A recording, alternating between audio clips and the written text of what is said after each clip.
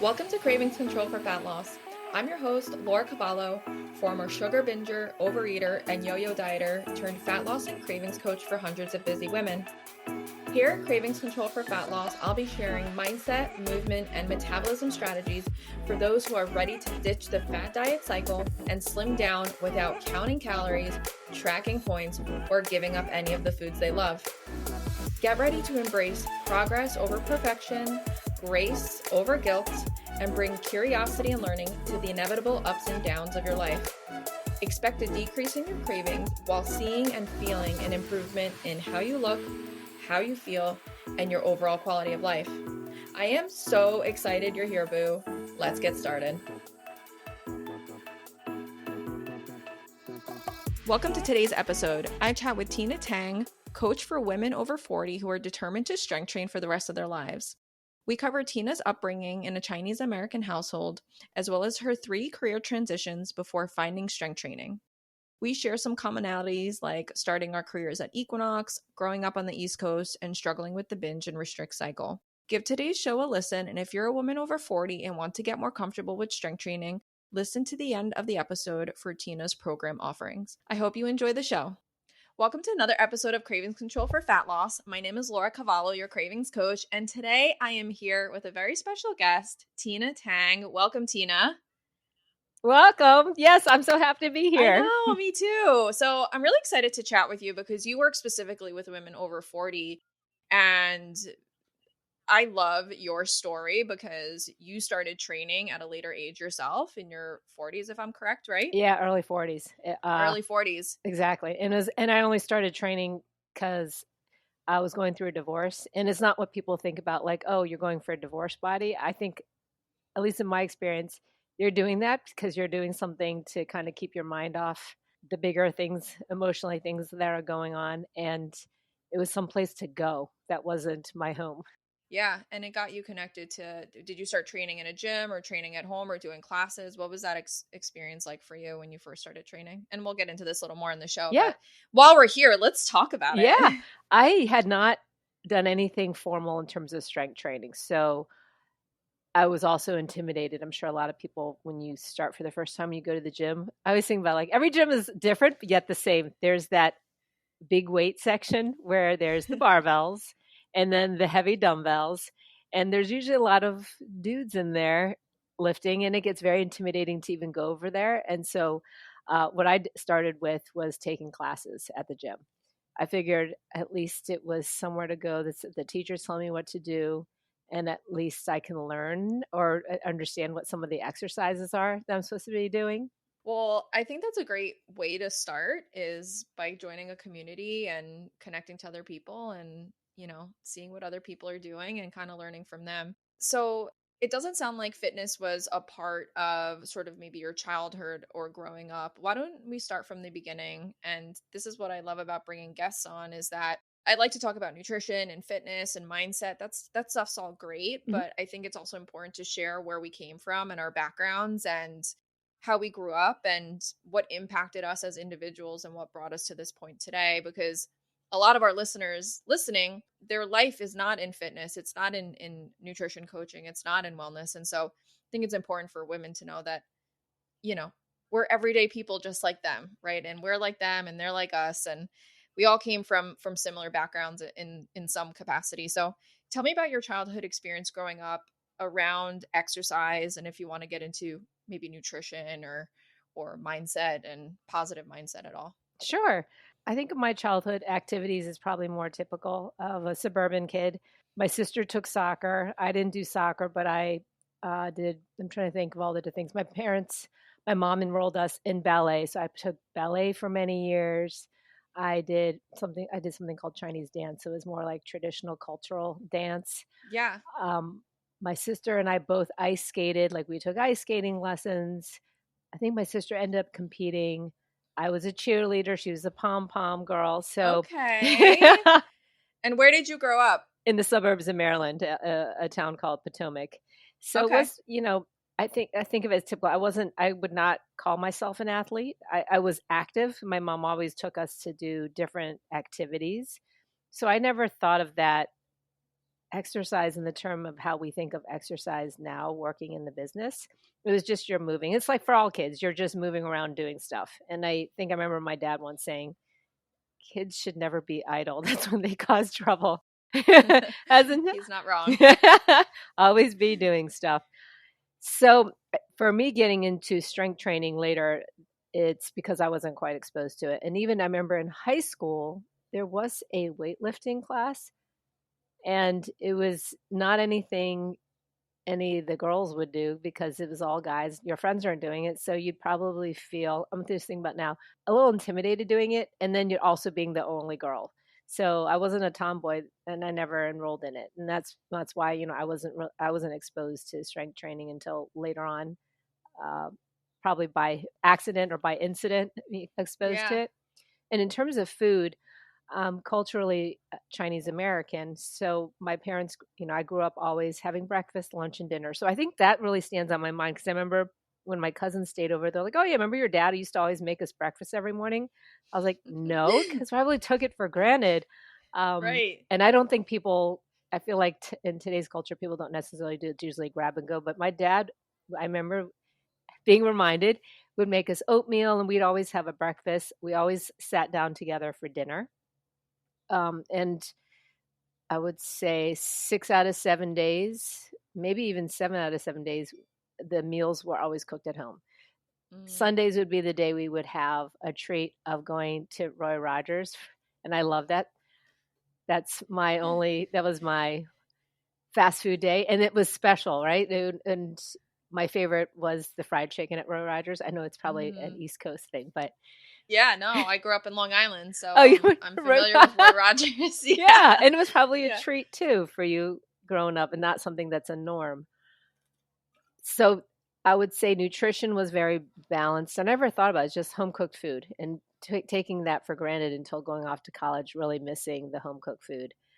So in terms of health and fitness and nutrition, it wasn't known as fitness and nutrition. It was just like I'm staying active, before after school was done and before dinner, go biking outside with the neighbors. You're just like an active kid, Yeah.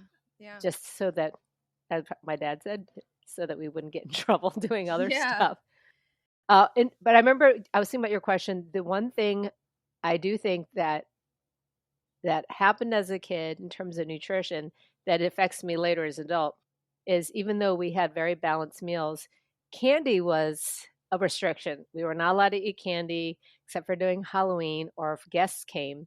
And it's that idea of that forbidden thing. I don't know if I have a sweet tooth because of that or because I have a sweet tooth Hmm. already, but having that forbidden, I feel like made me more covet sweets more so than someone I know or kids I know that can have access to it all the time. Yeah, and I follow you on Instagram and you're like, I'm stopping at my favorite bakery. And you always have a baked good at least like a couple times a week. And Hmm. I think it's so important to showcase that I train, I lift heavy, I show up daily for my fitness and exercise, I eat balanced meals at home. And I'm also enjoying this very delicious baked good from this very delicious bakery. Yes. And it's like no shame, no guilt. It's like work it into your diet. It is what it is. Yeah. And there was a point in my life where I would restrict. And then the more I would restrict, the more I would binge. I would not Yeah. eat something all day long. And then at night, whatever it is that I had bought to just have a little bit of, I would eat the whole thing. And I can't even say there's like one overnight turning point. I doubt anything is like that, but I've just come to a point where I'm like, I can eat it if I want it. And because I can Hmm. have it whenever I want, it's no longer something that seems like, oh my, I got to eat all of it. Because now, for example, for me, it's sweets, it's baked goods. I'll only eat if it's a good one. So if someone's like, here's this one, we grew up on Entenmann's. If someone gave me an Entenmann's now, I'm like, no thanks, I don't want the Entenmann's. I'll wait for a good bakery. Yeah. So funny story, Entenmann's was started in Bayshore, Long Island, where I grew up. Really? Yeah, I was actually reading this history book of Bayshore last weekend with my boyfriend's grandmother, and it was like Entenmann's Bakery. The first one was on Main Street in Bayshore, I bet it and was then they good too, the first one. delicious, and then they went up to open the factory, the big factory in like the town next to us. So we grew up on Entenmann's. My aunt lived there. She would worked there rather. She would have Entenmann's all the time. So Yes, I grew up so much Entenmann's I had a around. lot The of crumb Entenmann's cake, the too. chocolate donuts, Uh-huh. all of The that. It's pound such cake. yes. Oh my gosh. The mini cookies, Mhm. the mini chocolate chip cookies, so poppable. Wow. So growing up for you, it was like stay active, stay moving, Yep. and lots of home cooked meals Yep. and spending time with the family around the dinner table, and maybe a treat meal once per week. Yep. Did those values continue with you into your teens and 20s, or how did they shift at all? I know you talked about sugar being this like sort of restrict binge, and you had a little Yeah. bit of a cycle with that. But in terms of those other two values, how did they continue through, if at all? I think the way society, I don't know if it's probably a little bit more Western culture, the idea of looking a certain way and Hmm. and growing up on magazines. So it'd be like 17 magazine. I'm trying to think of some of the other big ones during that time. Fitness, women's health. Oh, I was thinking as a teenager, like this. Oh, Yeah, okay. Yes. everything you see. So what I'm trying to get at is I would be conscious of my weight. And it's when I look at pictures of 15 or 16-year-old me, when I was like looking at myself like, oh my God, my thighs are so fat. I also know this is part of being a teenager. All I see now is like, oh my God, I was so skinny. I was a stick. But it's funny how perception and thinking of what you should look like or what you think other people see you as affects you as a teenager, even as a young woman in her 20s. That probably hit more post college, but I think even then I didn't have a balanced perception of what my body looked like. She's like, oh, I have a belly or I have fat thighs, but 30 years later, looking back, like, what, Hmm.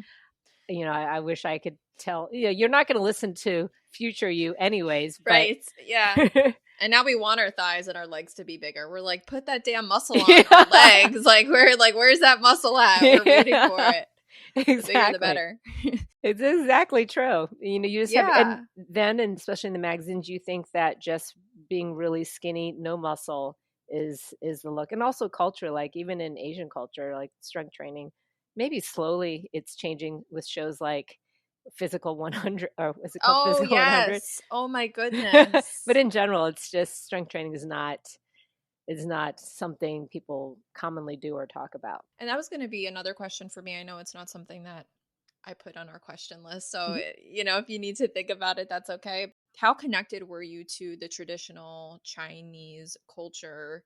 Because you said before, maybe just in Western culture, it was more about the body image. Did you have any points where you remembered a body image influence coming from maybe your Chinese upbringing? Yes, in the sense that Chinese parents are very blunt. So I remember one time we were kids going to my aunt's house for Christmas, and my mom's brother, who they hadn't seen in a while, he lived in China. He was coming. He was coming for that for a visit.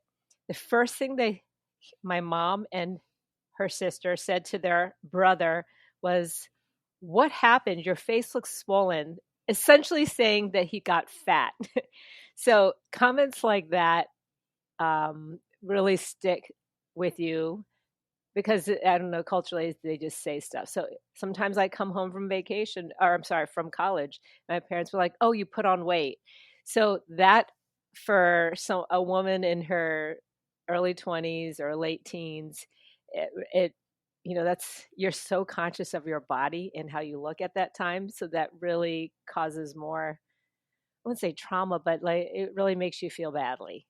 I Hmm. think in my 20s, I did have a conversation with them. It was like, when you guys say that kind of stuff, it makes me feel, bad. It makes me, I didn't want to say made me binge and purge. And I did in my mid 20s, but I was trying to convey to them that it makes me feel bad. And I think they eventually they stopped saying stuff, but I think it's kind Hmm. of, it was a newer, it's not culturally normal. They just are used to saying bluntly Yeah. what they think or Yeah. stating facts. It's kind of, they're just saying stuff.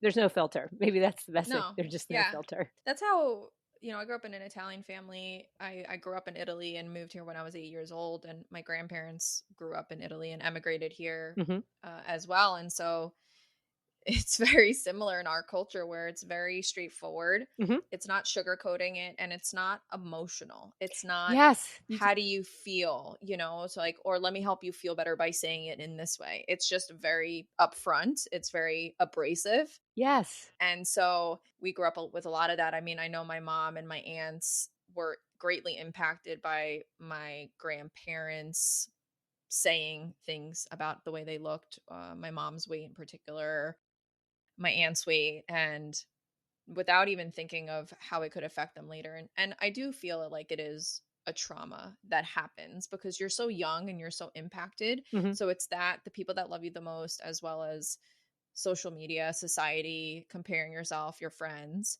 And our parents did the best they could. So it's not Hmm. like we're blaming them, right? So, Right. but it's also being able to recognize like where this is coming from and understanding that they did the best they could, but there's no truth to where that is now, or it could have been handled in a different way. Right. So, I think you're right. I was just about culturally. I think it's in the old world cultures, them stating that is not to be purposefully mean. They think love is just like telling you the facts or what they think is the facts.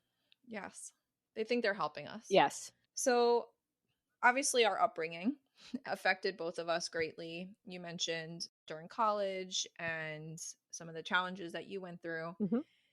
Also, over the last 20 years, you've had various career changes and career shifts. So I do want to shift a little bit now and just kind of talk about that. And, you went from equities trader, Hmm.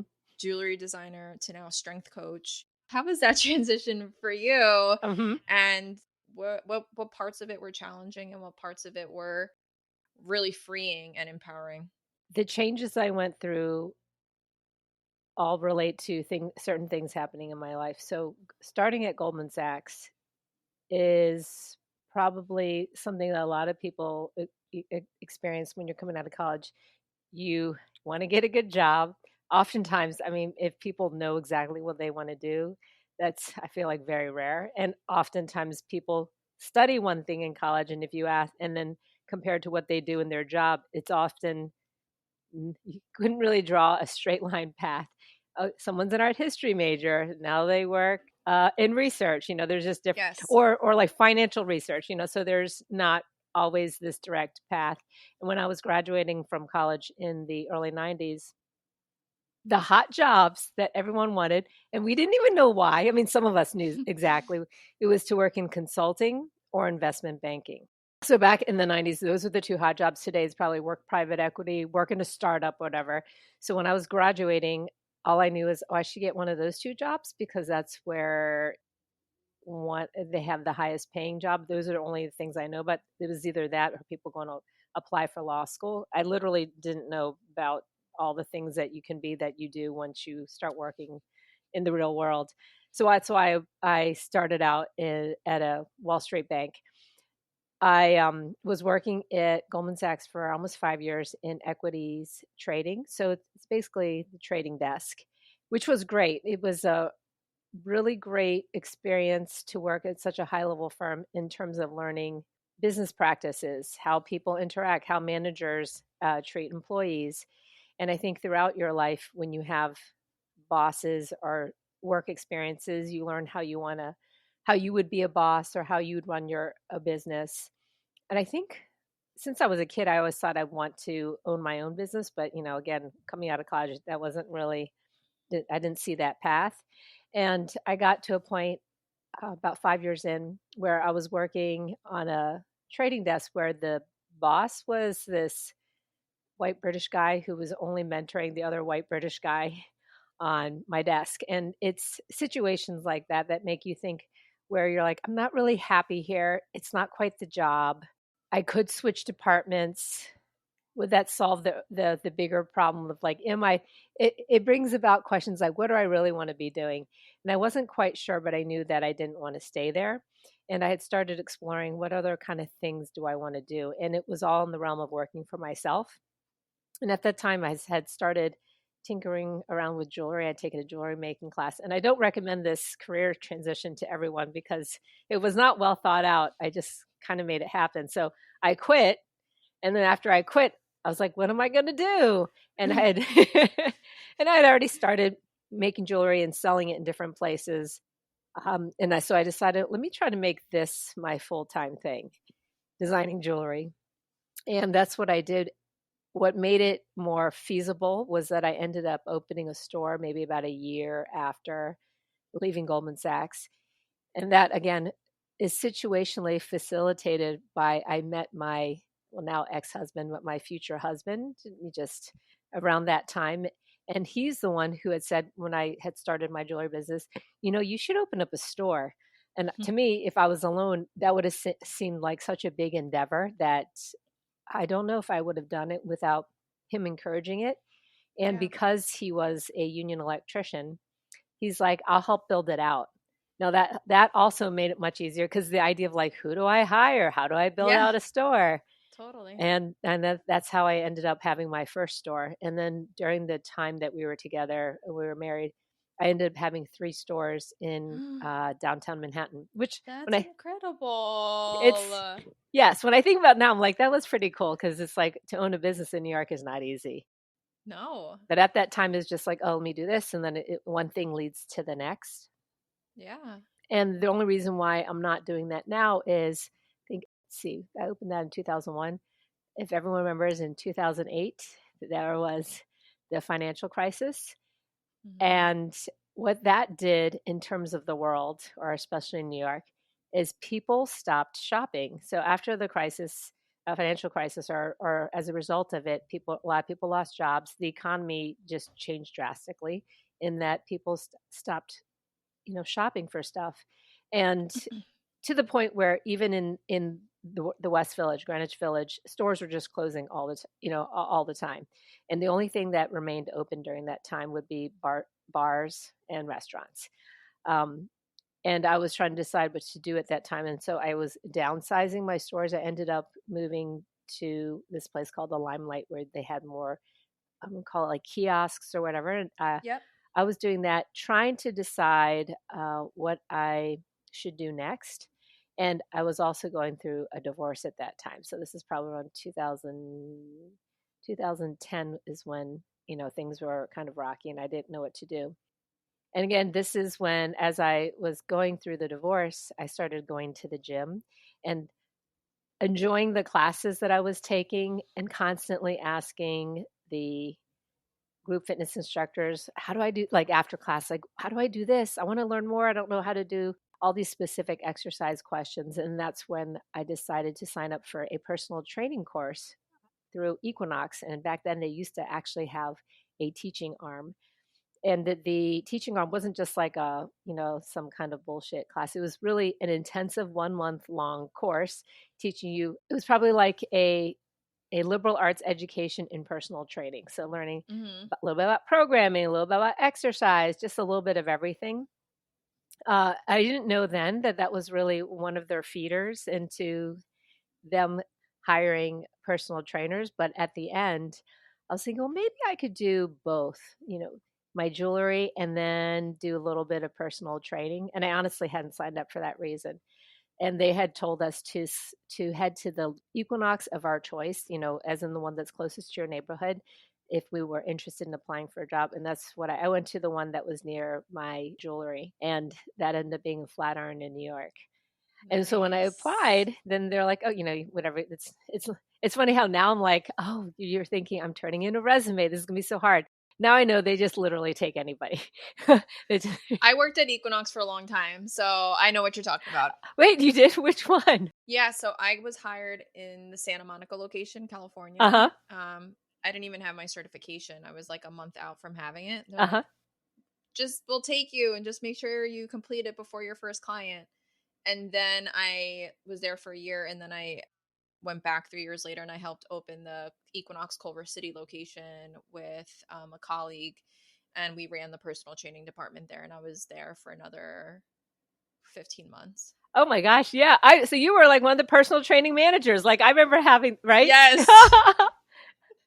That's so great. Yeah, But it's a great experience though for someone like, because at least they focus a lot on education. So as a they young do. trainer, compared to some other places, you really learn a lot.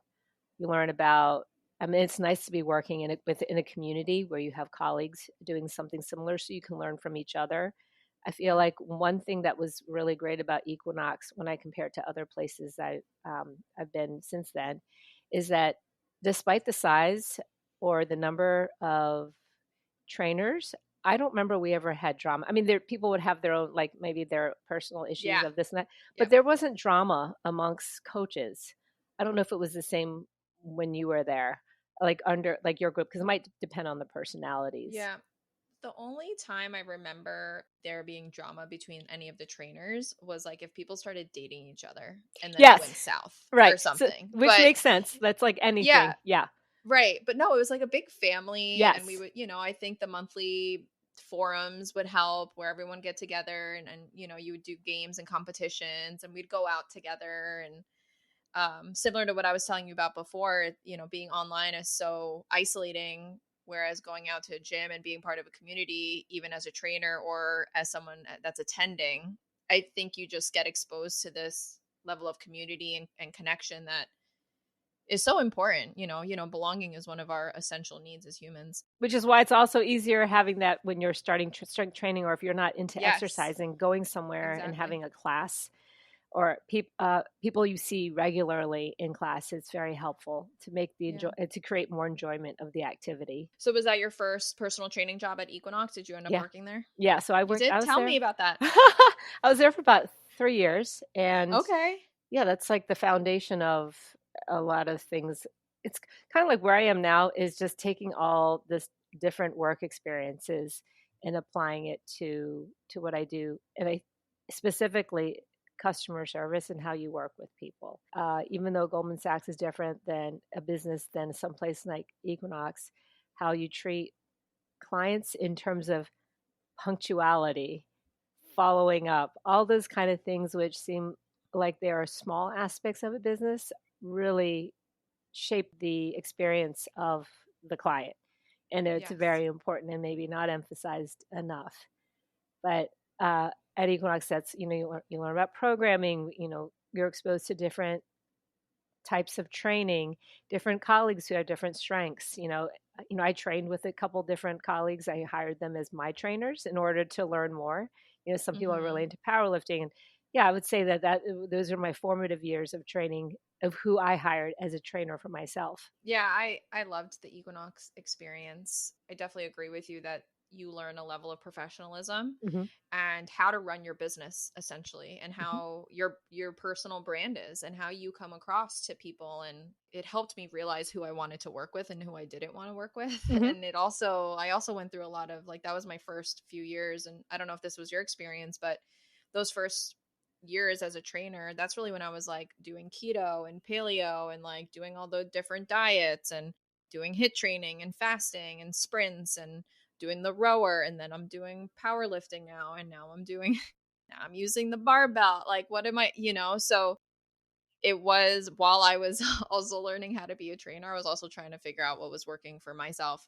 And so you were in your 40s at this point Hmm. and you had started seeing the benefits of strength training and building your own personal brand at Equinox. What were your initial goals when you got into fitness at that time and how have they changed to where you are now? In the beginning, when I was at Equinox, because I was going through a divorce, my eating was disordered in that I was so focused on having a 1,200 calorie diet and keeping track of everything. And I remember even hiring one of my colleagues. I was training for Strong First, which is a kettlebell certification. And then I would ask him about food, and he told me to keep a journal. And I think one of the entries in the journal that for that 1 week journal was me binging on peanut butter. And obviously, he doesn't understand. He was doing his best. He didn't understand the mindset of like, well, why did you eat that much? I'm like, it's not like I was like, I binged. It was an emotional choice. Of course, I know I shouldn't be eating like that, half a jar of peanut butter. Yeah. So I think, and that wasn't related to being at Equinox. It's definitely what was going on in my life. In terms of the training, I forgot our question about like, I mean, it really, because I felt very insecure or imposter syndrome being a trainer when I didn't feel like I had grew up doing strength training, that became something that I really sought out in terms of education, which is why I hired colleagues, whether Mhm. it be for helping me get through a kettlebell cert or learning how to do power lifts, eventually doing going through starting strength. He has a certification because the coach or trainer that I had, he was a starting strength devotee. Cool. That's awesome. That was cool. So in the sense of, you're learning from a lot of different colleagues who specialize in certain things, like, and as you say, trying to figure out what it is you like. And I think I uh, felt so inadequate in my knowledge of strength training that that's what I focused a lot of my time on. And I don't know if it's just because of that, but that's what I end up loving. I'm probably focusing on that because I liked the idea of being surprisingly strong. You might look at most people see an Asian female might not think that. I mean, I know you see stuff in the Olympics, but just like the average person going to the gym. Mhm. So I really enjoyed that aspect of strength training, and that since learning it at Equinox, I've stuck with it ever since. And we need more women strength training and coaching strength training and helping women get comfortable with the iron, the dumbbells, the kettlebells, the barbells, Yeah. to transform their, not just their body and develop that strength, but to transform inside out and build that mental resiliency. And I know that you said training was something that helped you get through or distract you in a way Hmm. during your divorce. When was the shift for you where you stopped tracking? And I don't know, were you trying to get smaller or were you just trying to stay more in control with the tracking? I think in my mind at that time it was to get smaller, which when I look at my weight then I was probably like 120 pounds. It's like, if it's a ridiculous weight, you're like, what the hell? But yeah, in my mind, I was trying to get smaller, which also does not go along with trying to get stronger. Right. Not that you're Right. trying to get bigger, but yeah, it's contrary. I'm not Yeah. even sure how when I had this shift. At that time, had a, I was seeing a therapist. We would talk about that. There's a great book. Oh, I always forget that author. She writes about this. She writes about it's called Breaking Free from Emotional Eating, and I can't remember the author, but in it, she talks about how she would binge and purge. She finally got to a point in her life. She's like, "What if I just ate the stuff that I wanted? As in, like, I'm just gonna make it an experiment for a month where I'm just gonna." Like if I want cookies, I'm going to eat it for breakfast, lunch, and dinner. And she just did. She let go because she spent years and years dieting, and eventually she got to a point. So she put on a little weight from just eating whatever, but she found that she got to a point where she's like, I'm tired of eating this stuff. That eventually you get to a point where naturally your body doesn't want to eat all the stuff that you think, oh my God, I'll never be able to control myself.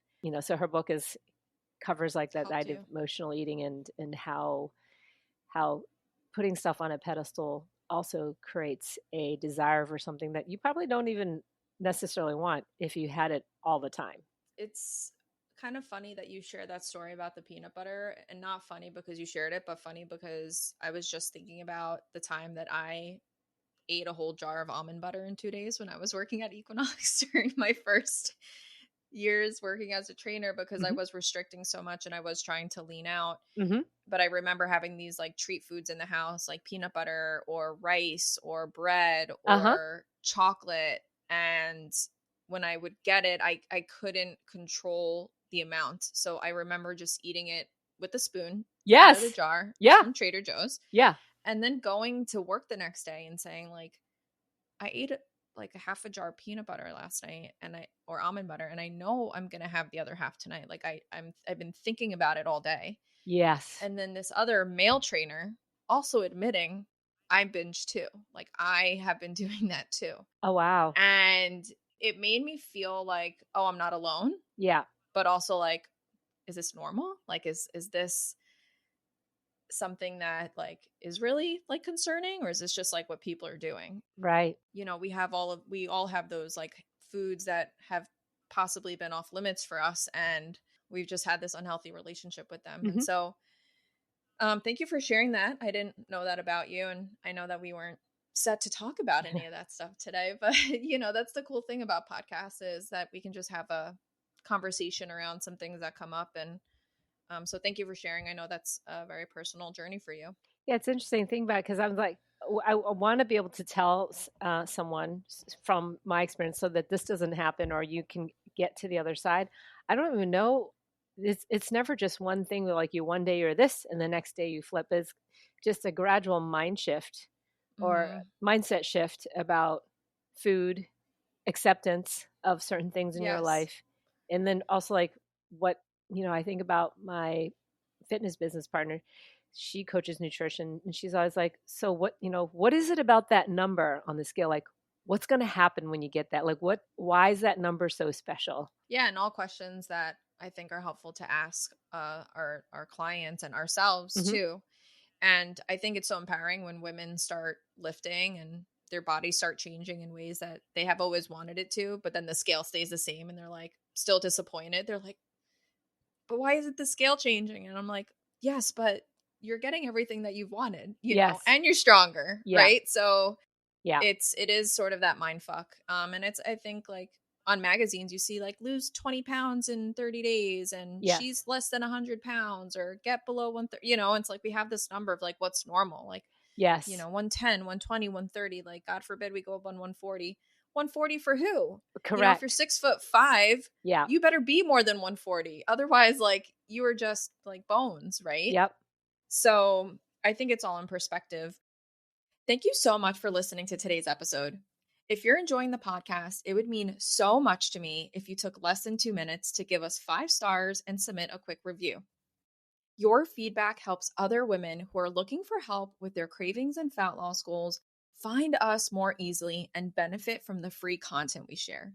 Thank you so much. It truly means a lot.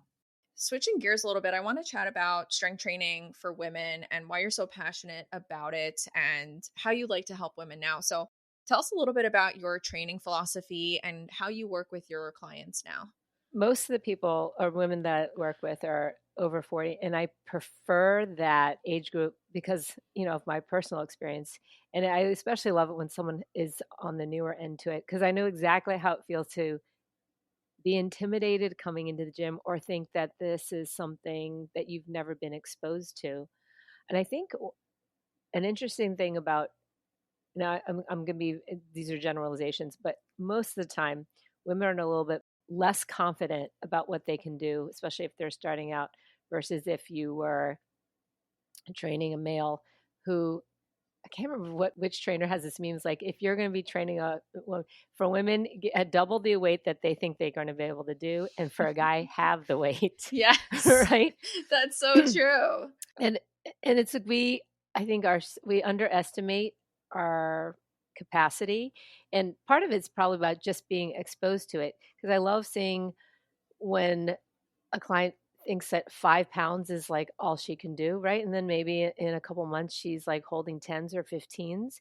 But if you had told her that when she first started, she's like, no, I'm going to hurt myself with with the 10 or 15. That just seems too heavy. And it's really about building the confidence. I like that idea of that's what strength training does. It builds your it sounds very cliche, building your confidence, but it really does because you think you're only able to do one thing, but then your universe expands as you slowly adjust that number or what you're holding on in your hands, to a bigger number, and you realize that you can. I think about comments from clients like, "There's a piece of furniture in my backyard." That normally I have to like pick up and set down, pick up and set down. But now I can just pick it up and move it all the way to the other side of the lawn, which I couldn't do a year before. Or when I garden, I normally have to ask for help picking up the topsoil, that bag of topsoil. But Hmm. now I can just bend down and pick it up myself. Things like that I find really rewarding. Or even on a higher level, someone not being able to do a chin up, like let's say, and that never Yeah. happens overnight. A year ago, now it's like they can bang out a chin up, and especially something like Yes. that where that is very unexpected from most women. Yeah, I think it's just incredible. Like what I was saying before, I feel like to your point of building confidence through strength training, I think it's not just something that you see in the numbers, but it's something that you feel, right? And your Hmm. body starts to feel the benefits and the repercussions, and you start to feel better, more energized, more empowered, and like you can accomplish more and achieve more. So it's not just like what you actually are accomplishing, but Mhm. also like your physical response that's so empowering. So when it comes to your training philosophy, like what are two or three things or like two or three cornerstones that like you feel like are so important for women in their 40s that supports their training or enables them to be the best version, the strongest version of themselves as they train? So while I don't think strength training is the best exercise, like as in everyone, that's the only thing to do, I do think it's very important just health wise. So when we spend most of our lives pursuing getting smaller because of all the things that just growing up from our 40s and on, it's more important than ever not to be getting smaller, just specifically for our health. And what I mean by that is, so post menopause, we have a lot of bone loss and muscle loss too. And that nothing's going to change that. That's just part of the natural progression of our body. And the only thing you can do to that you have control over to slow or stop that progression is by strength training. Or, for example, actually, no, I think strength training, right? That's like one of the biggest bone impacting exercise besides something more Mm-hmm. like plyometrics. But plyometrics can be hard for some people depending on their Yeah. joints. So it's important for that. So strength training, definitely for women of 40. I think people don't walk enough. So that's another part of when I'm working with clients. After a couple weeks in or even a month, I'm like, so can we look at your phone and tell me what your step count is? And even though we might see it on our feed all the time, I'm always so surprised at how many people, the average person, walk less than, we'll say, 4,000 steps a day, Yeah. which is means the rest of the time you're just sitting around. And in terms Mm-hmm. of aging, it's not even about strength training being the best exercise or yoga. It's really like how much are you moving every day? Right. So Right. walking or the step count, even though like people are like, oh, is 10,000 ideal or 8,000? Like, who cares about like you basically should be doing more than 4,000 because that means you're not sitting. You want to be moving around all the time. People who are aging well are moving around all the time in whatever capacity it is. So I think cornerstones would be like strength training at least twice a week, walking. So your steps or your step count or whatever movement it is, walking around the house should be at a certain level daily or like at the end of the week. And I think the third thing doesn't sound so weird, but I think it's important for people to dial in on their sleep, even though it's Mm-hmm. so basic. But that's something that just also deteriorates over time. And especially for women over 40, it becomes a problem. And you got to find ways besides using Ambien to take care of that because that's Yeah. what's going to keep Or you going. melatonin. Yeah, exactly. Hmm. Yeah. And I don't think it's silly or too simple. I think that sleep gives back tenfold, just like walking gives back tenfold Hmm. and strength training gives back tenfold. I think a lot of people are sleep deprived and not walking enough, right? And not Yes, strength it training. blows my mind. I'm like, these are your best Yeah, sleep years. Why are you getting? I know. I'm like, wait, you can function on 6 hours of sleep? Well, they're like, well, I'm not functioning, but I'm getting through. I'm like, we got to get you to 7 to 9, like quality hours. It's so important for also cerebral health and to your point, aging. And Hmm. I don't know if you follow Matt Walker. He's a sleep scientist Hmm. out of Berkeley. He has a sleep lab. He has this amazing TED talk. You should check it out and let me know what you think. But they talk about the effects of sleep on aging and health issues and cognitive repair and decline. He's really, really smart guy. Okay, so we talked about strength training, Hmm. walking, and sleep. Do you have a nutrition philosophy at all for your clients that you kind of share with them as they strength train? So I don't like to coach diets. So I personally follow a philosophy of moderation. We both worked with Jill Coleman. So like moderation 365, the Mm-hmm. idea of nothing's forbidden. Everything's you go extreme to deprivation or binging. Both those ends don't feel good in your body. So something in the middle. I promote that with my clients, but in a much more subtler way. If someone wants to get dial, I'll talk more about weight loss or whatever, I'll usually refer out. I just don't like to discuss. That's just not something I prefer. So Mhm. moderation is the way I go. And I will give people tips about, like we were talking about, I think you do something called like satisful, like the idea of Mhm. having things, whether it's be texture or taste that you like in salads or whatever it is that you can eat healthy, because that's going to help you feel satisfied, or Yes. like stuff like that. I'll coach on, but not on getting smaller. I understand that. I totally get that. And so, what's your biggest advice for women in their 40s or 50s that are training or have gotten started and want that motivation to keep going? Oh, I think it's the feeling. So I think that's, I remember there was going to be a question about like, what's the difference about how you look at age, younger or older? I think when you're older, you really think about outcome or consequence. So, like, I stopped drinking alcohol in my late 30s, early 40s. People are like, oh, you never drink? I'm like, no, I used to drink. I used to drink red wine and everything. But how it made me feel the next day and how long that lasted, thinking about how that feeling is, that eliminate me wanting to drink.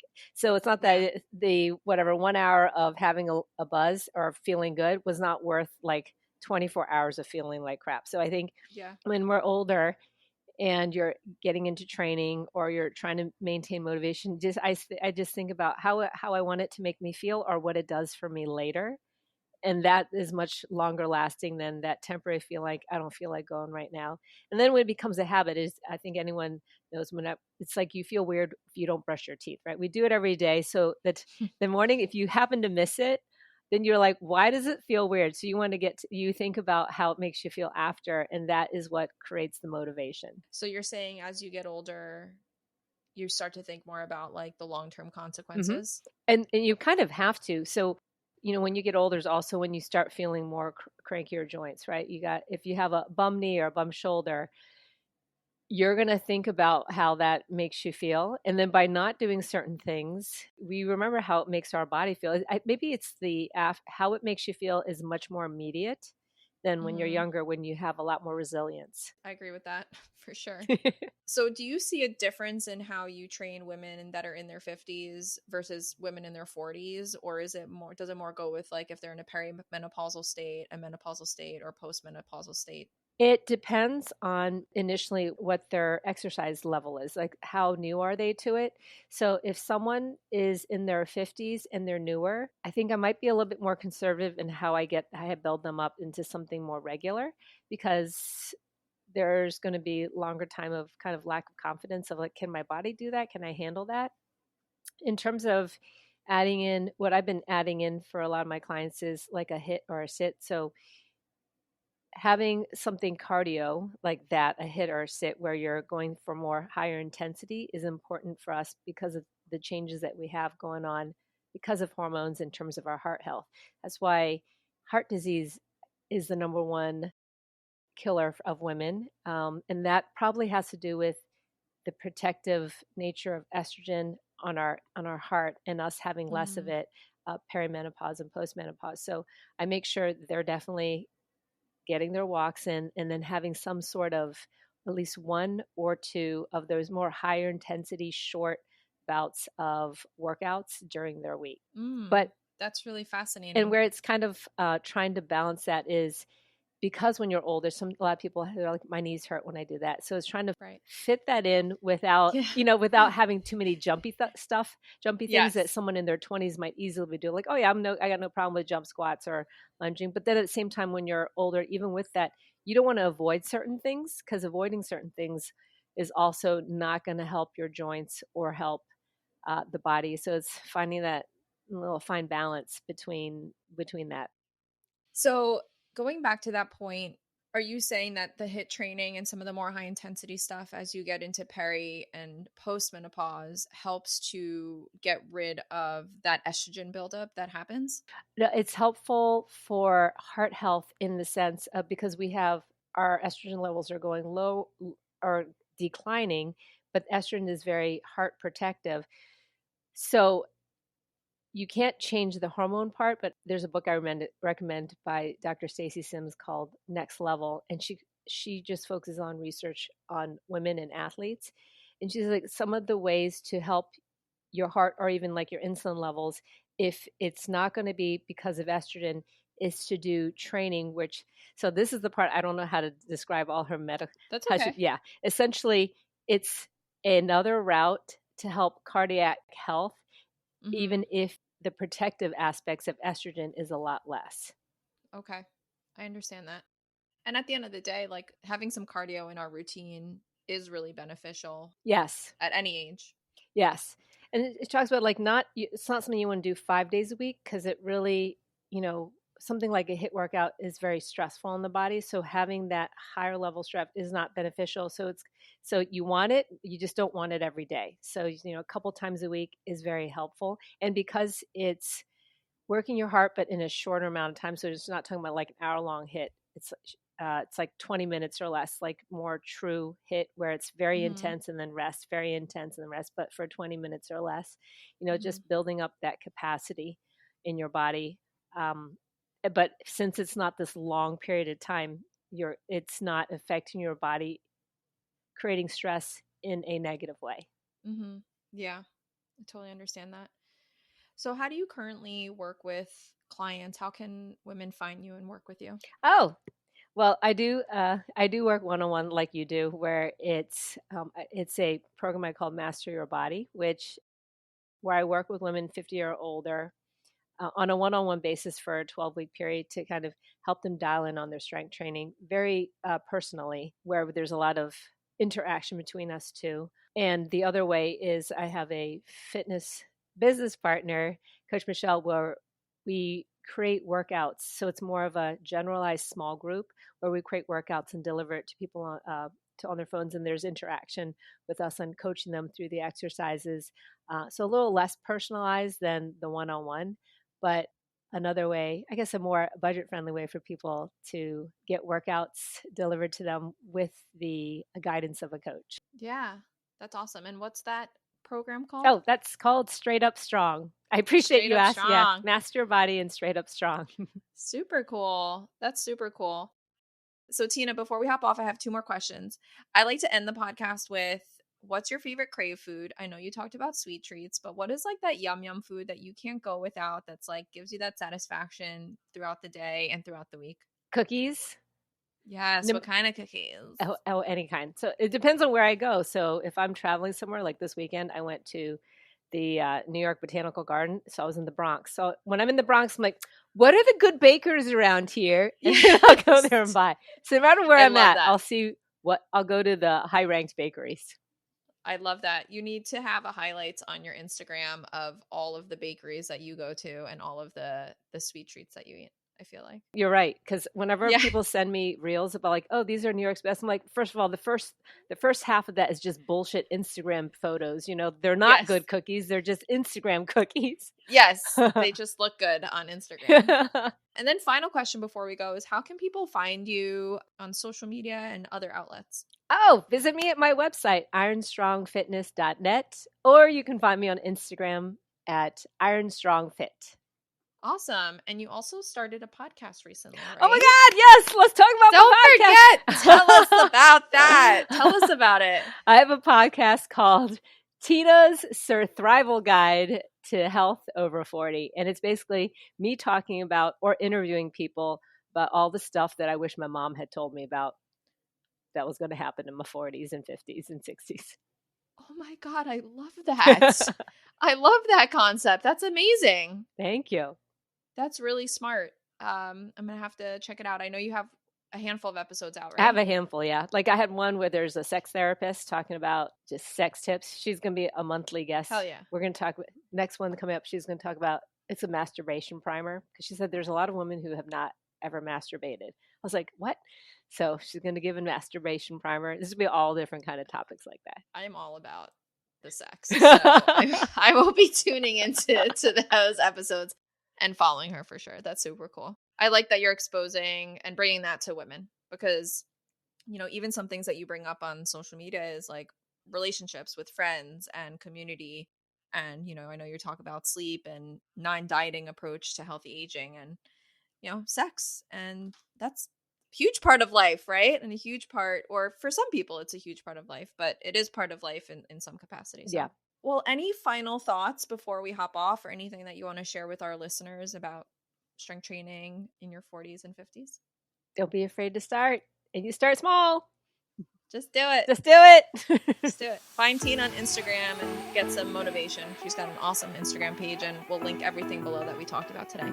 Thanks so much for being here today, Tina. Thank you.